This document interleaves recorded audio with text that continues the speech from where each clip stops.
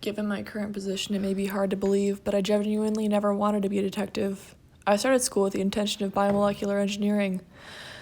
Those days seem so far behind me now. Some may say I'm a natural when it comes to detective work, but I digress. It was that fateful morning I would get the assignment that would completely turn my life around. Good morning, Dr. Alexander. You wanted to see me? Yes, Quinn. Our agency got a new case today. It's pretty intense, but we think you can handle it. Well, I'm flattered and definitely up to the task. What is it? Bacterial nanowires. Anyone sitting here? It appears you are now. Quinn Borkert. What a surprise. Wikipedia editor prototype perspective. It certainly is a pleasure to finally meet you. Well, I can't imagine you're here for pleasantries. I'll be blunt. What do you want, Quinn? I want to know what you know about bacterial nanowires. Okay, I guess I'll start from the beginning. Bacterial nanowires are electrically conductive appendages some species of bacteria have. They're not pili. They're technically composed of an outer membrane proteins called cytochromes. The actual physiologies and functions kind of vary depending on the species of bacteria, but all bacterial nanowires are pili that facilitate electron transfer out of and sometimes into bacteria. Wait, what was that? What was what? Did you just call them pili? Yeah. But you literally just said they're physiologically different from pili. Now you're getting it. That's on you to figure out, kid. Can I keep going? Please. Okay, so nanowire-containing bacteria can form biofilms. By interacting with each other, this film of bacteria can actually act as a kind of conductive medium, which makes long-range electron transfer possible. Because of their unique abilities, obviously they're very appealing in a lot of biotech industries.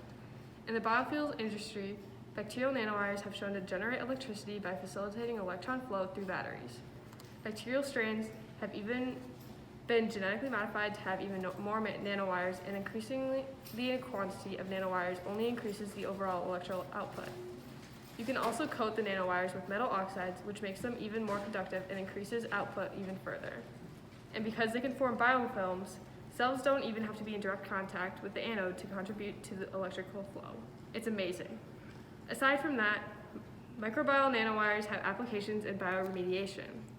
In uranium-contained groundwater, or contaminated groundwater, nanowires containing bacteria can use uranium as a terminal electron acceptor.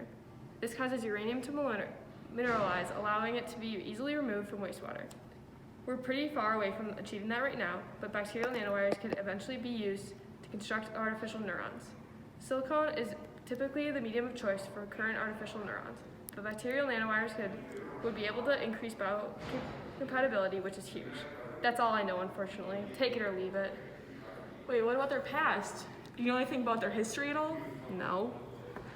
Okay, and as far as why they do that from a biological perspective? I can't help you there. And as far as the pillis distinction is concerned? That's on you to figure out, sunshine. Fair enough. Well, thanks for everything, I guess. Oh, before you go, rumor has it this guy, Nielsen, and his buddy Rowe have everything you need to know about microbiological history. Here's his number. You should give him a call. Thank you.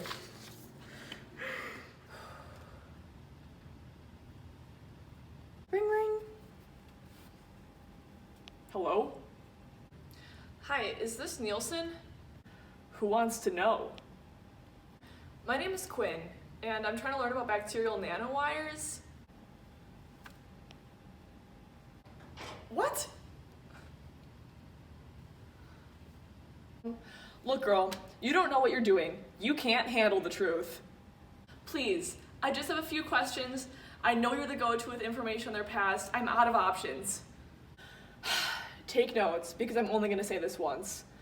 Electromicrobiology dates back to 1911. This guy, Michael Potter, found out cells are able to convert chemical electricity to electrical energy. Things stagnated for a while until Geobacter and Shionella bacteria were found independently, both in 1988. Those are the two biggest names in bacterial nanowire research. Other nanowire-containing species exist, but those have by far the most information on them. 10 years later, Shionella was used in a microbial fuel cell for the first time. It uses a process called extracellular electron transport, EET if you will, to conduct electrons out of the cell and into an extracellular electron acceptor, the anode of a fuel cell. In 2010, Sporomuza bacteria changed the game once again by showing nanowires can sometimes facilitate flow out of electrons into the cell as well. You have no idea how helpful that is. Thank you so much. Hey, I mean, nanowires are pretty neat pili, but I've got to warn you. Wait, did you just call them pili? No, they're not pili. But you just called them pili. I've said too much. Wait, are they pili or not? Keep your voice down. You don't want to mess with this kid. Watch your back.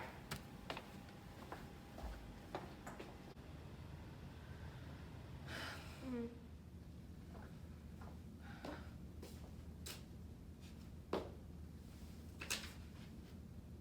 7 p.m. Joe's. Come alone.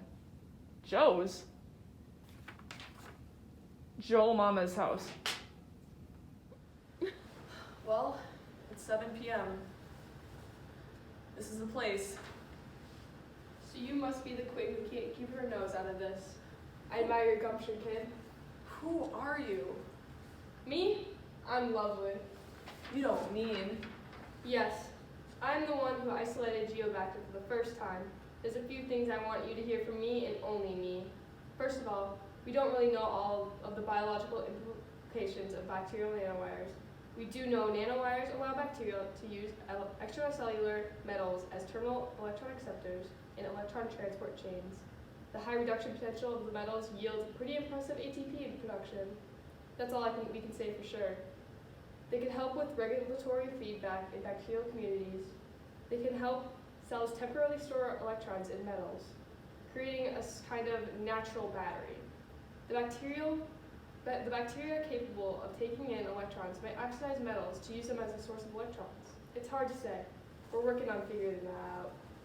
That makes sense. And the second thing, Careful, Lovely. Don't lie to this girl. Sibel, what are you doing here? You know exactly why I'm here, Lovely. Sibel, my dear acquaintance, I was just telling this girl about my favorite pillis, the bacterial nanowire. You take that back. You know nanowires are not pili. Then what are they? They have to be something. Pills is an appropriate umbrella word. Pili are made of pillin proteins. They're fibrous and they're used for adhesion or genetic material exchange. Nanowires are made of cytochromes. They're redox proteins with a heme group and they help with electron transport. They're different. But they stick out of bacterial cells. You know what else does that? Pili. Yeah, and so do flagella, but they're not pili. Not all appendages are a kind of pili. I found them, Sibel. You think I know what they are. Just admit you were wrong. It's okay to be wrong, but it's really confusing when we have high-profile experts misidentifying nanowires as pili in major scientific journals. Wow, Sibel, that really sounds like a personal problem. Quinn, I'll let you decide for yourself who to believe. But remember, no matter what you decide, someone who knows exponentially more than you will always disagree.